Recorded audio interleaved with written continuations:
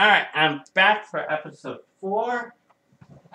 Let's see, timestamp of 57:35-ish. Okay, so if you missed the first 3, I would highly suggest go back to the first 3. But we're going to start with 4. And if you have, I'll power for you if you've got to the first 3. Anyways, let's start this up. And I forgot to turn off the mute again. Anyway, here we go. Here we go. Start this up. This one was made in 1943. And here we go. I finally got the agents right. I got Frank Jeffers, the one I remember. Terry Morton. That's the thing-looking guy.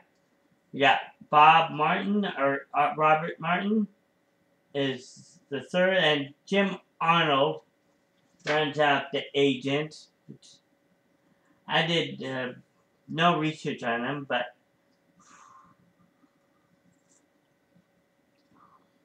one of these guys is supposedly the Mass Marvel, but we all know Bob Steele took over. Alice Hamilton is about to be crushed to death for refusing to reveal the correct location to the something diamonds. I guess you use them like drill bits or something, machinery. I don't really understand why. Hey, these are not blood diamonds, okay? Even though people are about to die for them.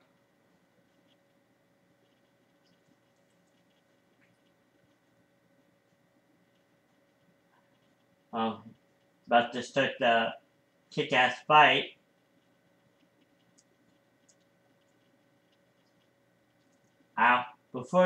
This is way before WWE, but broken finisher, kick-ass. Ooh. And I like that it's not one-sided fight like you see in like even the old 1966 Batman TV series. I hate it when it was one-sided. We want to, monkey flip. And I forgot to mention it, but there was a Wilhelm scream, which is a famous scream that was famous for Western, that just lives on in infamy. George Lucas used it at one point.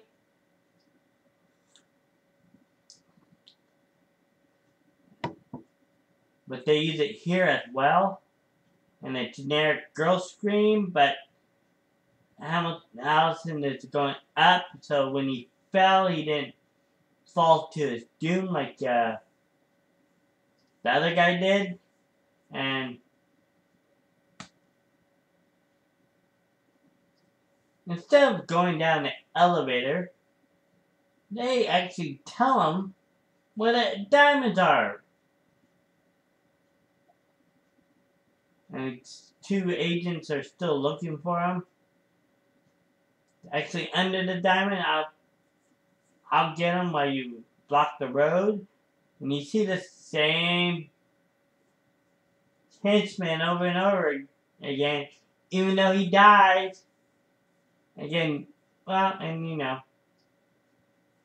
that's gonna happen in these things. Really, these are supposed to be entertainment, not to be looked over and over again. Like, I have seen this one over and over again. Obviously, they're in the valley somewhere of LA.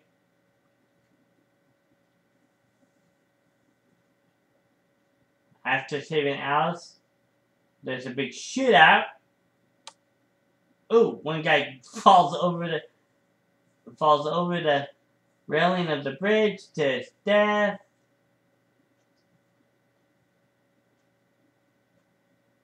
Oh yeah, this looks like fun. Let's start shooting instead of escaping, but...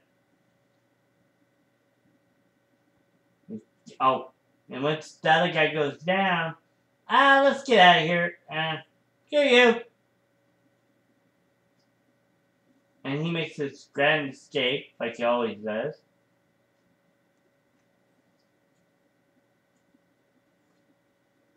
Sakima has the diamonds. He can't really do anything to help his country.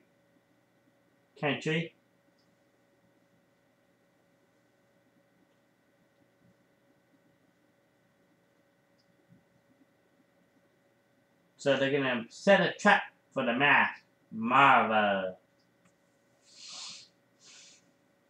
And they know it's one of the agents, but they don't know which one. And this one is infamous for having one of the most different, well, this one in general has two of the most infamous, like, not infamous, but two different kind of, chapter, thrill, which I'll explain later. And Jim Arnold is in the lead, so everybody at least once or twice becomes like the leader of this group. But you never know who's the real Masked Marvel until the very end, and you can obviously tell who it was. It's supposed to be the Masked Marvel, but I'll explain that later too when we get to it.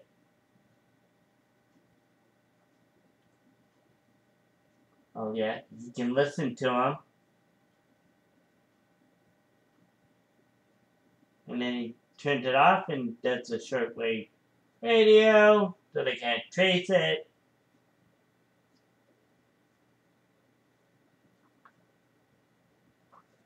All shifty live, looking at each other.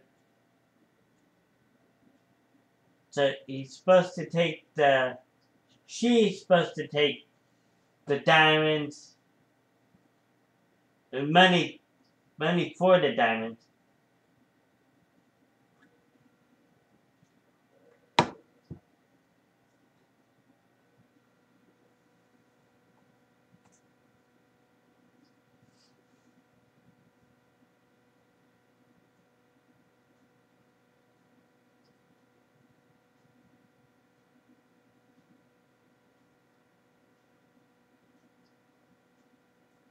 So they all supposed to protect Martin Crane for the night because he was threatened. He gives him a handful of money to Allison.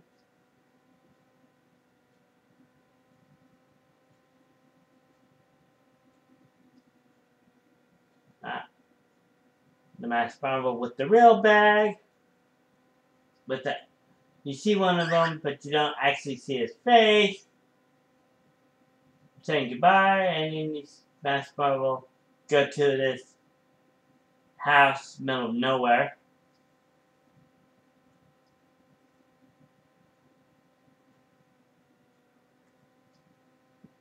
These guys must be. I guess he would be rich, Martin Crane. Sakima's probably using his money.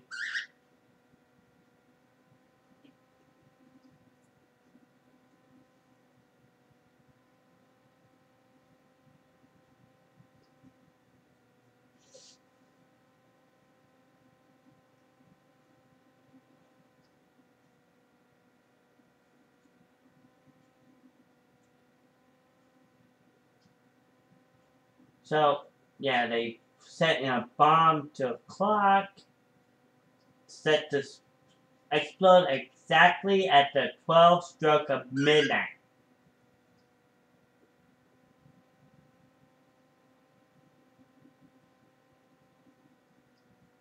It's showing the henchman the two-way mirror. If the lights are on, you can't see it, but he turns it off. Sorry. That one big-ass TV in the background. Dude, bigger than mine.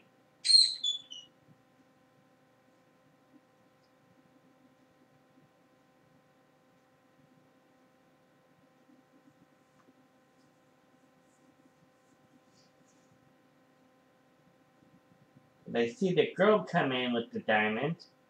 And that's a big ass TV. I didn't know they had TVs in 43.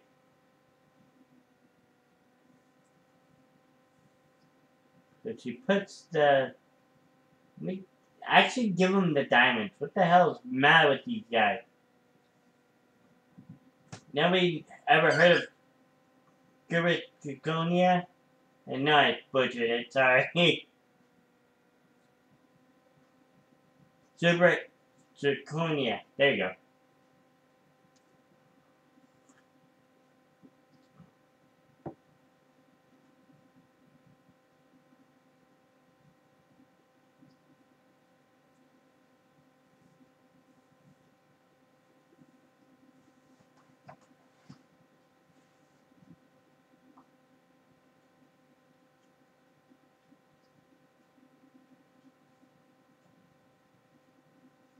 They take the money. They close the window just in the nick of time. Oh no, actually. As Mass Marvel Wake comes in.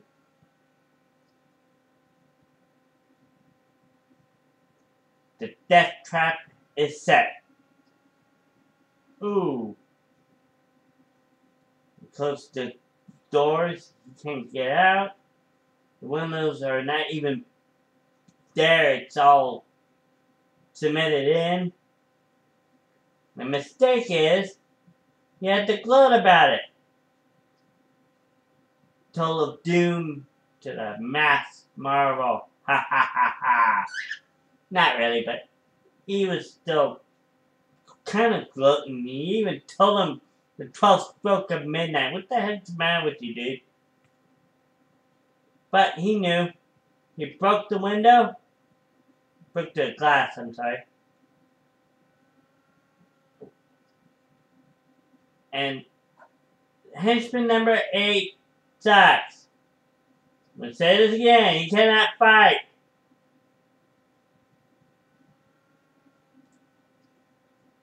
Oh, he's fat. Oh, he has one good punch, then he throws a slam. How he missed that close range.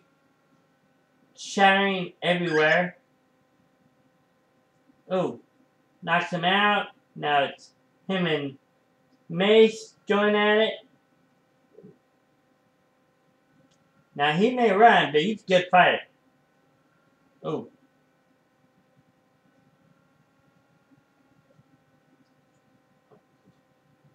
Destroying this house. Oh, I was like they hit the piano and you hear that Tony big thump. Ooh. Going over a table. Almost the clock strikes. The other guy wakes up. 1, 2, 3, 4. Like 5, 6.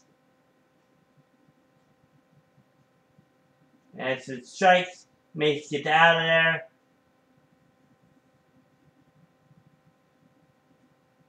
A 7 to the face and body, and he knocks him out.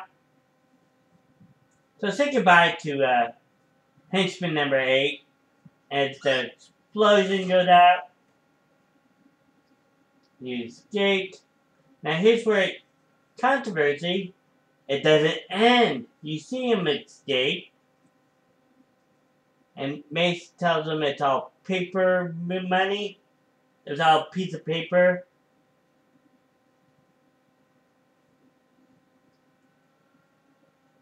But they figured out if one of them's missing, it's actually going to be the Mass Marvel.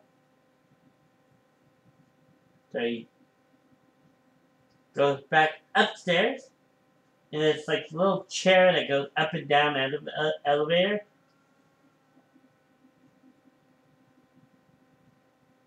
So they're racing back to Crane's house. Just in case something happens. He sets the alarm. And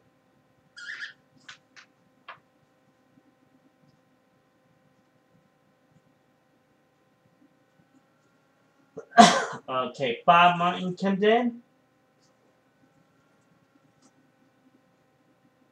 Then Frank, no, it's Terry, comes in. Frank just walks in. And Sakima gloats. Jim Arnold is the masked marvel. And that's how the chapter ends. I've never seen that before. It's inventive. It keeps you guessing, and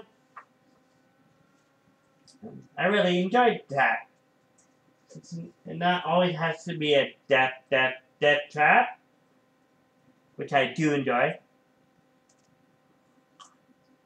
It's not over the top like the 66 Batman TV series was, but you know, if one of those episodes ended it, such and such, Chief O'Hara is Batman. Or even if they said Bruce Wayne is Batman, that would be a cliffhanger.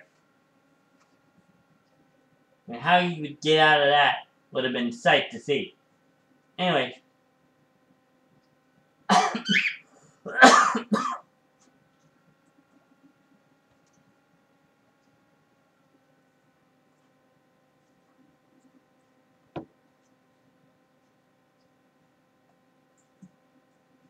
Oh, RCA, it's the sound.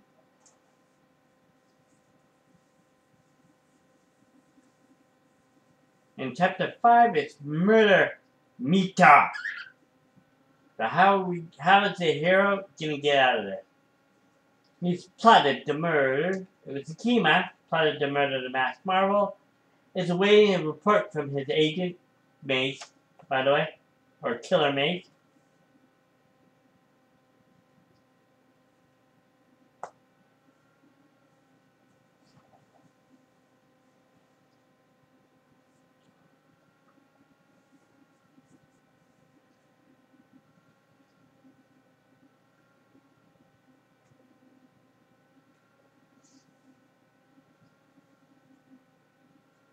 So they're showing off the same kind of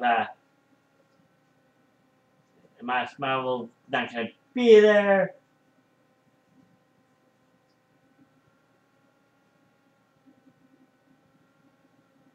As you see, the car rolls up. Masked Marvel getting out, and Allison's taking the diamonds with her. And you see him run to the office, or gets into a place.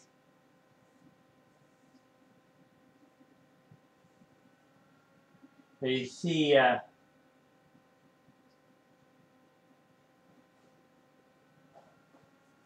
think they all kind of trying to act like they were the Masked Marvel, because like Frank was messing with something. And Frank comes in. The famous lines. Jim Arnold is the Masked Marvel. Know why I'm talking like that? And here he comes. Coming in the back way. Or the other side of the house.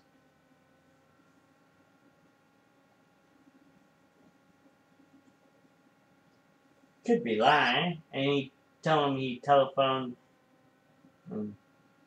Bob picked up the receiver. It was Alice. Got home safely.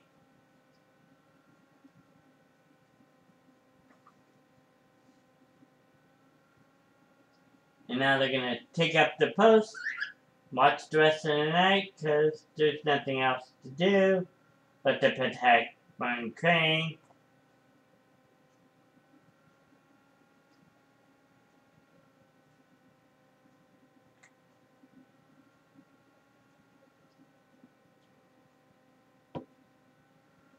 And he's saying, not all 4 boys came in. This guy's a better guy than me, but he will lose at the end, yada yada yada. And now they talk about the next mission they have.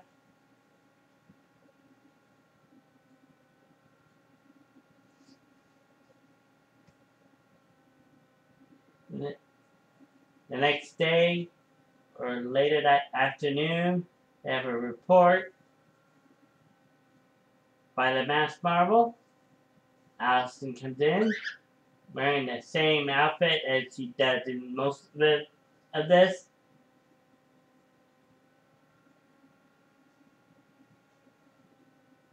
Probably not uncommon, but, you know, they probably done these in order.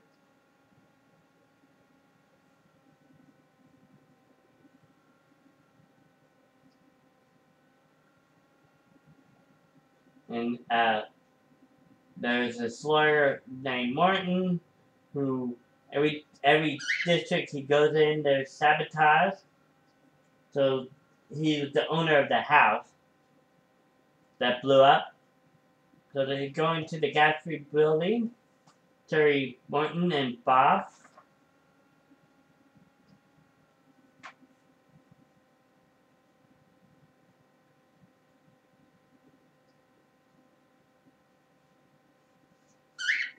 So they're gonna take the stairs, which is a good idea. Philip Morning, attorney at law, and you see Bart Madsen from Captain America fame. Lewis Carroll? I think I'm saying his name. Lewis something. He was in Captain America. He played Bart Madsen, the lead, chief henchman of that one. He was also in the Batman one, Gangbusters. He was in one of the Dick Tracy ones. I think briefly in that, most of those. So yeah, you'll see me when I do the Captain America. You'll see me gush over this guy. Damn, even though he's a bad guy. As they go up, they see injured Jerry. They have plans, and that's why he moves from place to place. They have some kind of plans they would need. Why they would have plans in a public building, I don't know, but we would. That's just logic is gone. So they separate. If you hear, they find the plans for waterworks.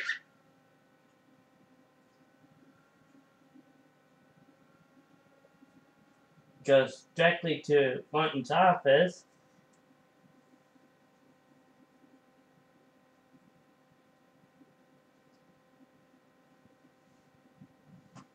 Showing his credentials.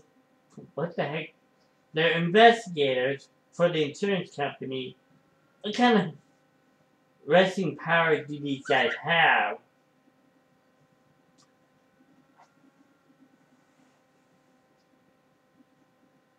The bad guy funding the bad guy. Ah! It's the bearded guy from the first episode. With no beard this time. Trying to be clever, but I recognize him. And he's in a lot of these ones too, so.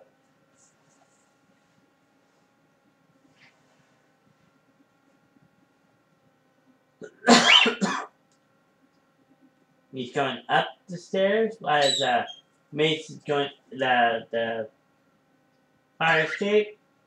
Terry Martinson got him covered. Yeah. Oh yeah, he didn't even think that was gonna happen.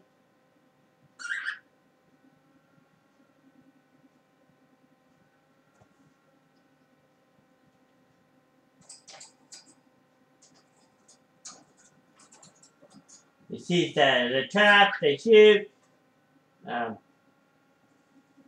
Ooh, and now we got a fight. Ooh, these two are probably two powerhouse. Okay, I would equate this to the Hulk versus the Thing. Who'd win? Ooh, nice block and punch. Ooh. Monkey flip! Actually, the bad guy did the monkey flip too. Mason and Bob are going at it. This is their second time. Ooh. Monkey flip! Bad guy did it to the good guy. Oh, he threw a fire extinguisher. Missed. Going to an open window. To a different office. That one goes to Morton's office. Ooh, now they're fighting in the other office.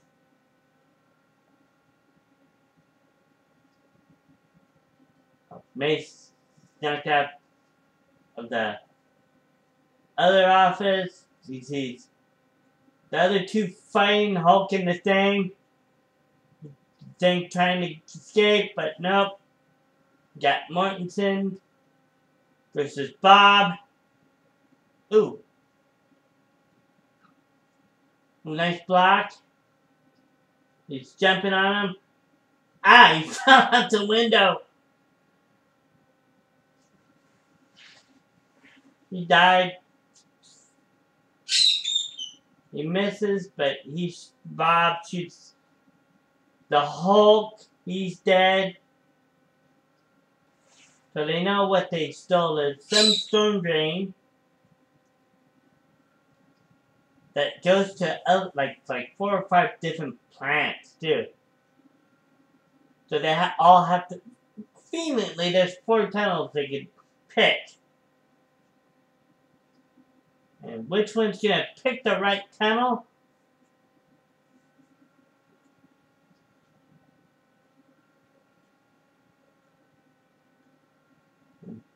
He's got a small. You can give him a small bomb.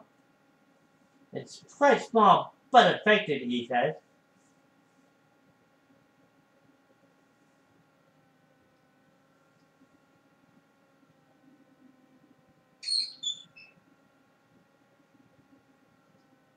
And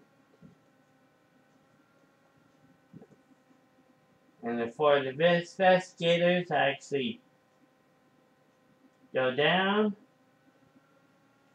Very windy day, apparently.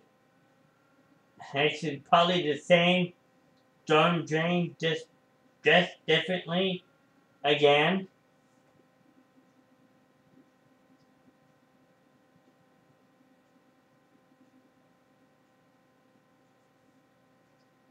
They all have guns out, flashlights.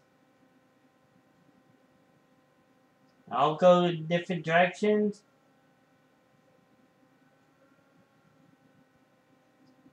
As Mace and 9 and 10 are gone, so we're at henchman number 11. And yes, I will count one of the henchmen twice, even though he's dead. They don't name him, so you can't have Morton come back because he was named. I think the other henchman was named too, but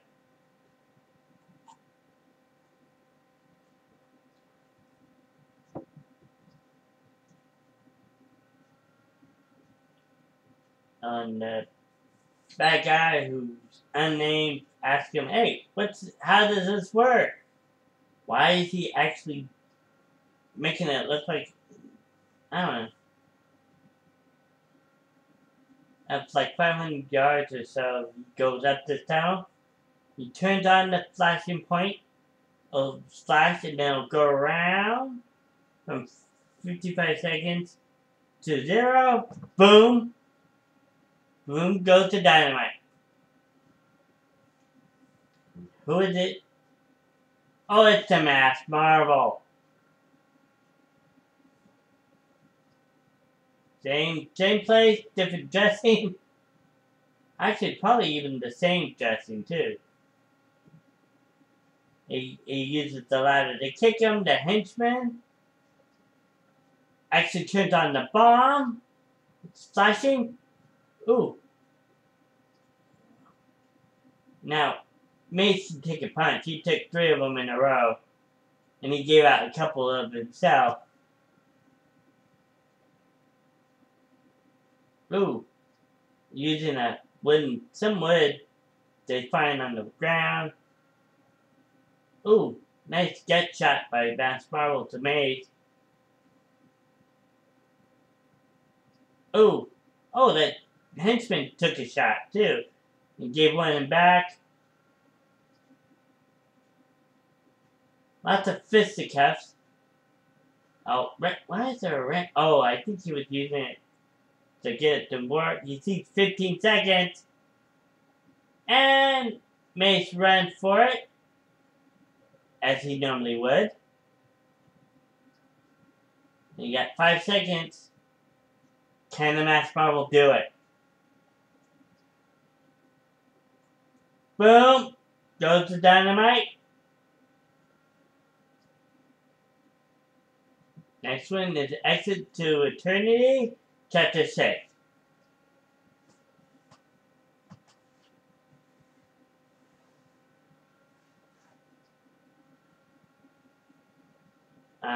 See, main credits of all the screenplay, musical score by Mark Glickman. Never heard of him, but he did a good job.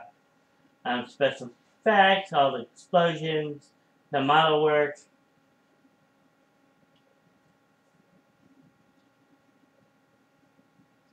Okay, so let's talk about Anthony Wade. Or did I already talk about him?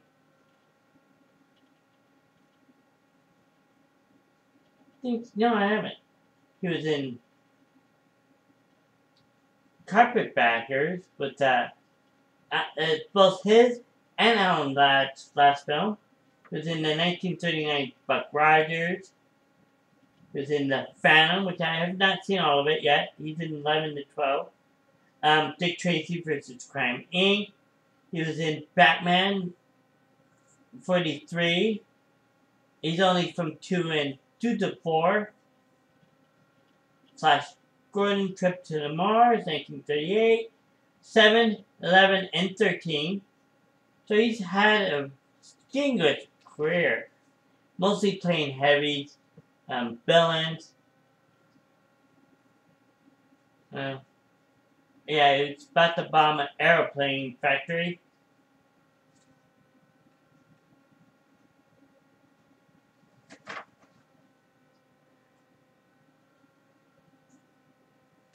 He probably played all these villains, but probably the nicest guy. But, you know, he died before I was even born, so I wouldn't know.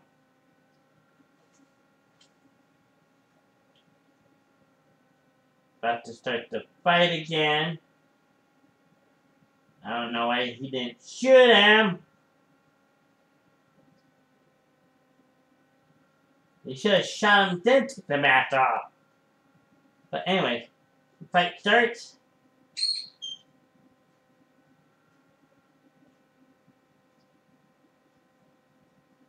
Ow. I like how he tries to run into him, but he misses, hit the wall. Not too hard, but get shot again. Got 40 seconds before the bomb. The wrench. Oh yeah, that's right. 15 seconds, he does it. Got 10 seconds. Masked Marvel gets the gun. Actually, the guy gets the gun, knocks it out, and he knocks him out with just seconds to go. Boom.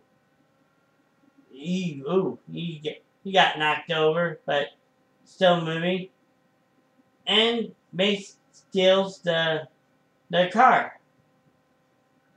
He shoots at it, but does nothing.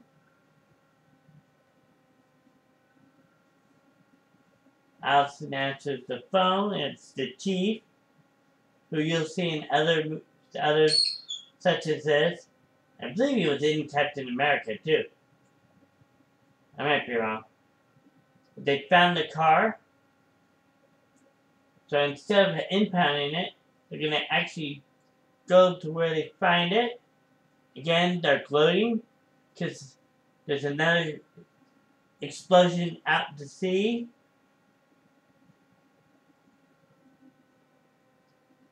It's a mid-Pacific explosion. It's all due to this little cafe.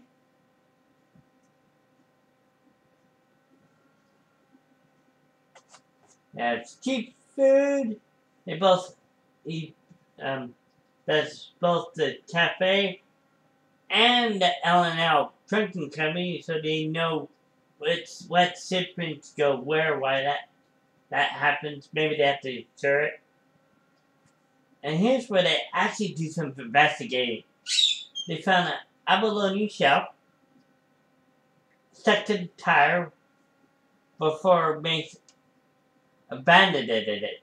Or maybe he had one of the henchmen abandon it.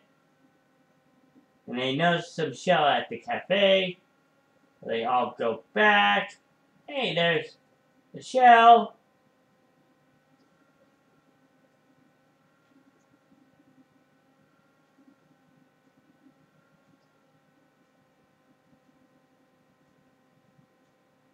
It's closed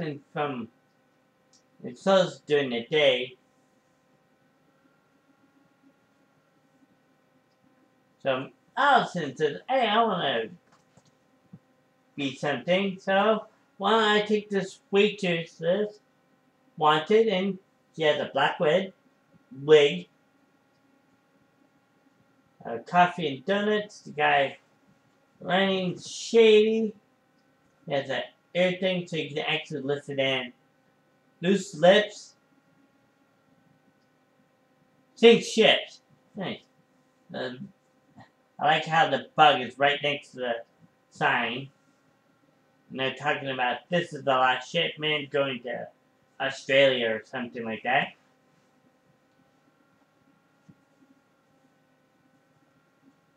So he tells her to give them an extra large coffee.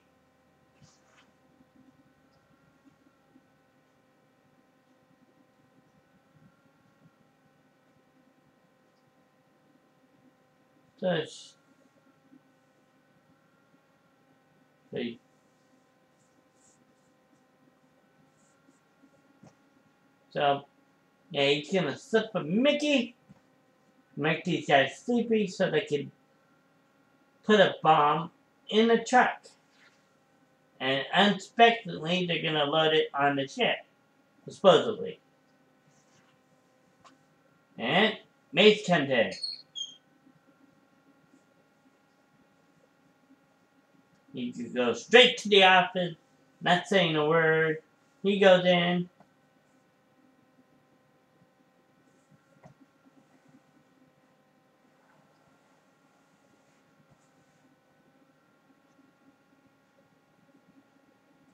He's telling them the plan. He's smiling ear to ear, which is kind of eerie for me. He's supposed to be. He tells her to give him coffee. And then as he goes, these two are yawning because of the Mickey they were given. You know, he has a room so they can sleep it off. Just enough to make them sleep for a couple hours so they don't even notice the truck is gone.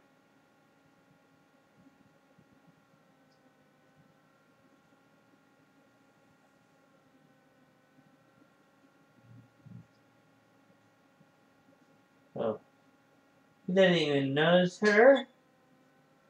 Gives her the coffee. He doesn't even recognize Alison Hamilton, the waitress. So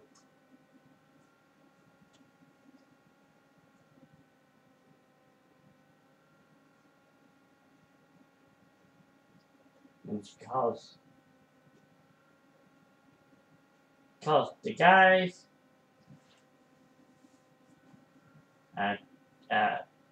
Frank answers.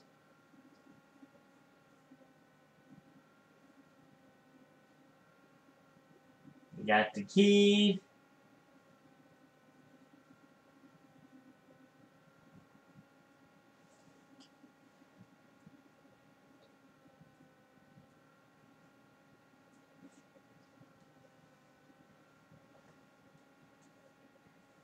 So she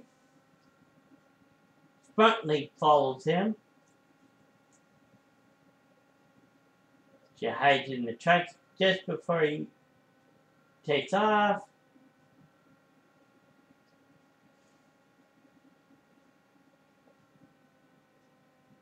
Goes to a warehouse, middle of nowhere.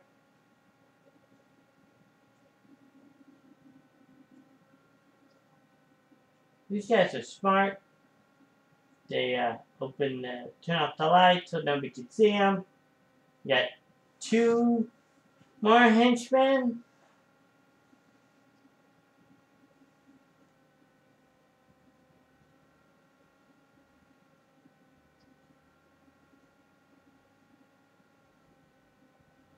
Then turn on the lights. Nice. The bomb will explode like in 7 days. They'll be out in the sea by then, like before.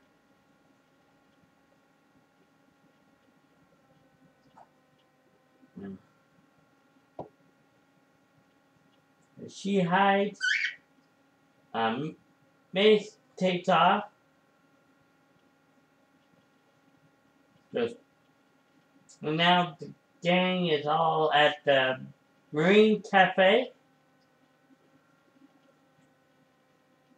Terry and Frank will go in, and the other 2 will watch the back. Everybody else is gone, so that's good. Yeah.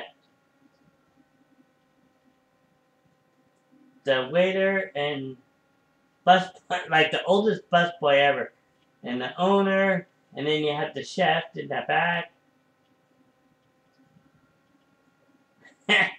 Frankie gets sucker punched by the cook. The busboy attacks Terry. A thrown chair. Ow. Oh, he throws a meat cleaver at him, but misses instead of using it as a weapon. Worst cook ever.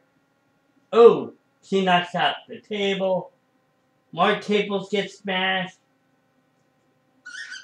Ooh, Frank gets uppercut. Oh, Terry gets uppercut by the busboy. Ow. Oh, and I'm surprised nobody hit the oven. Oh, he did hit the oven. Oh, he knocks the owner out. Almost starts a fire because he uses the table. It hits the oven. It does start a fire. And knocks out the busboy.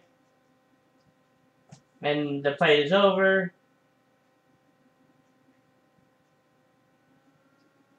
That's there. And Allison actually gets a weapon. Smart.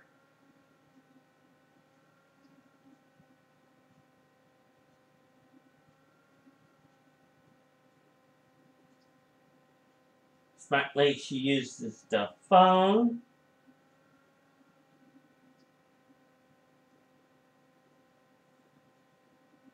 Calls the butler and tells him where she is.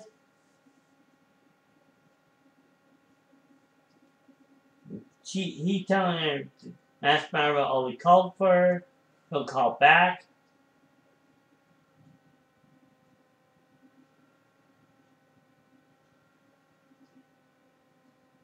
And they put the bomb in already. Going to put the box back.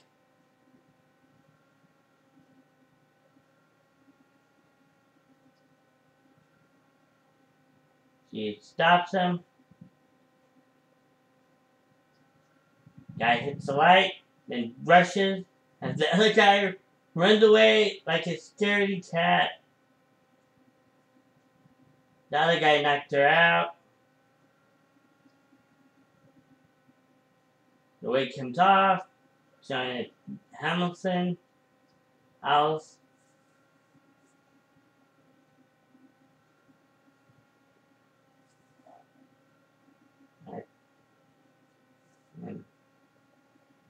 They tie her up.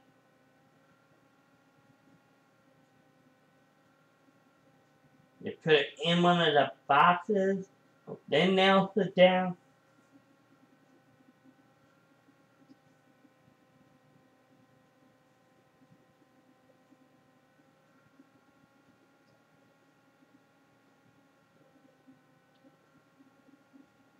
I like how he just jumps to a window, not knowing where it is.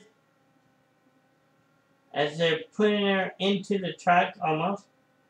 Now, one of the few times they don't actually have a fight. He actually has a shooting scene. You see Allison tight. Kind of S&M kind of shots. And now he's telling the other scaredy cat to ram him.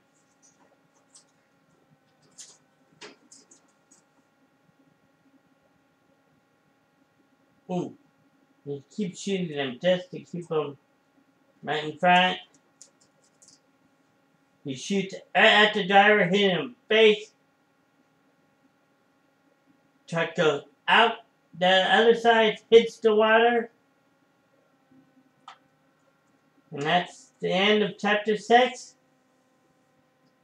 Next, chapter 7, Doorway to Destruction. And then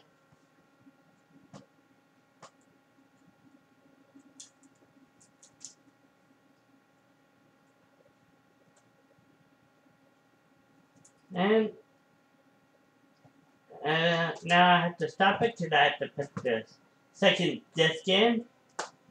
So I'll be right back with more. This is just Green D 619 Nerd.